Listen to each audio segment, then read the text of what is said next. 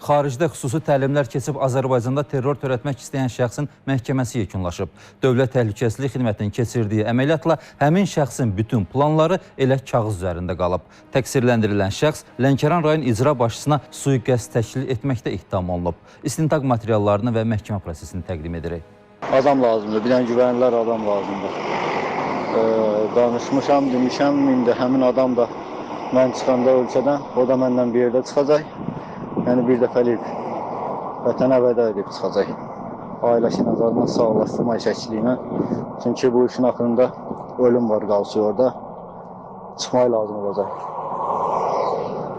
Sonu ölüm olan işə güvənli adam axtaran Azərbaycan Respublikasının vətəndaşı, Rusiya Federasiyasının Murmansk şəhərində yaşamış 36 yaşlı Əskərov Bəhruz Əlməmmədoğludur.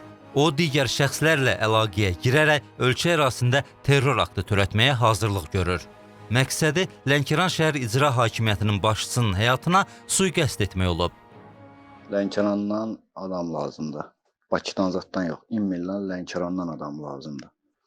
Bir günlük, 2 günlük işdir orada. Orada bir uzun müddətli bir iş gedəcək, uzun müddətli bir gözləmə rejimi olacaq orada. Baxacaqlar, görəcəklər, nə vaxt çıxır, hara girir, necə gəlir, har tərəfdən gəlir. Lənkərandan tapın adam məncə. Adam lazımdır Lənkərandan mənə. Belə yaşı uşaq olmasın, məncə. Elə 25-27 gözdən qabağına hər şey alan uşaq olsun.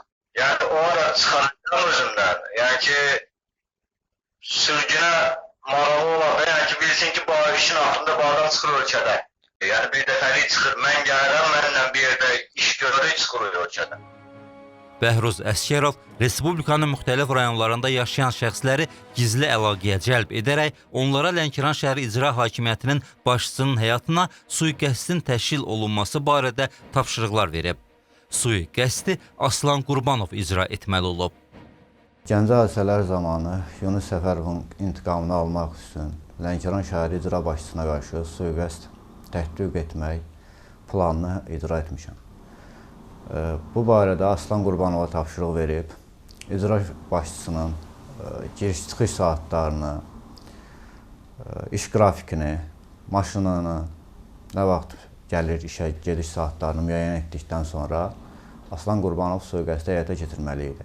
Telefon danışıq zamanı Bəhruz Əskərov mənə Lənkəran icra başçısına qarşı sui-qəsd hazırlanacağını bildirdi. Və ilk mənə də öz növbəmdə Lənkəran şəhərinə getməyimi, onu izləməli olduğumu və iş qrafikasını, ev ünvanını, saat neçədə işə gəlib getdiyini və neçə nəfərlə olduğunu öyrənməli olduğumu və ona bildirməyimi tapşırdı və daha sonra ona qarşı sui-qəsd hazırlanacağını bildirdi. İcra başçısına sui-qəsdə hazırlıq gedən zaman Bəhruz Əskərov Aslan Qurbanova başqa bir tapşırıq da verib. Bu dəfə hədəf Lənkəranda fərdi qaydada ingilis dili müəllimi kimi fəaliyyət göstərən xarici ölkə vətəndaşı olub. Aptek sklad tərəfdən, aptek sklad da elə onunla ara gedir, düz ara. Aşağı düşsən elə bir dəfə təbəxundurdu. İkinci evdir. Elnur Elxan, onlardan elə maraqlansız üçün elə belə ağızlarını axtarın, burada Amerikanlı qalır. Lakin Aslan Qurbanov son anda qorxduğuna görə cinayəti törətməkdən imtina edib.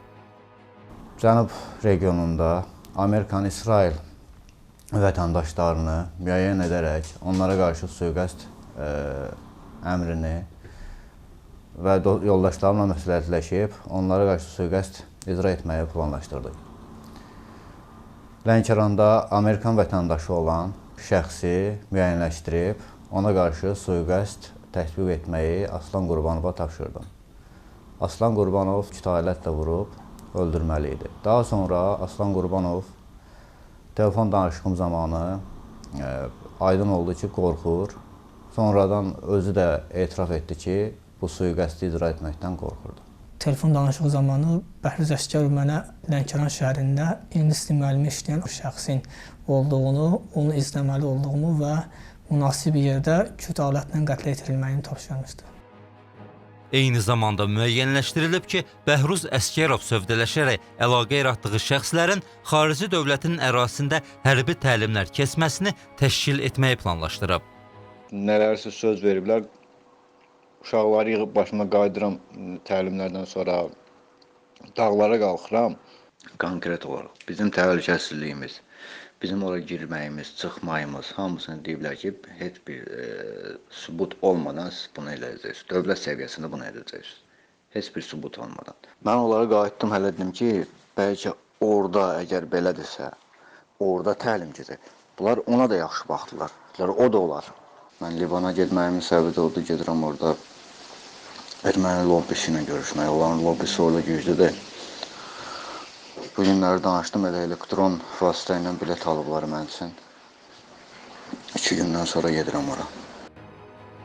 Cinayət Məcəlləsinin 9 maddəsi ilə ittiham elan edilən Bəhruz Əsgərovun məhkəmə istintaqı Bakı Ağır Cinayətlər Məhkəməsində baş tutub. Məhkəmə hakim Səbuhi Hüseynovun sədrliyi ilə keçirilib. Məhkəmə təqsirləndirilən şəxsi elan olunan ittihamla təqsirli bilib. Hökm belə səslənib.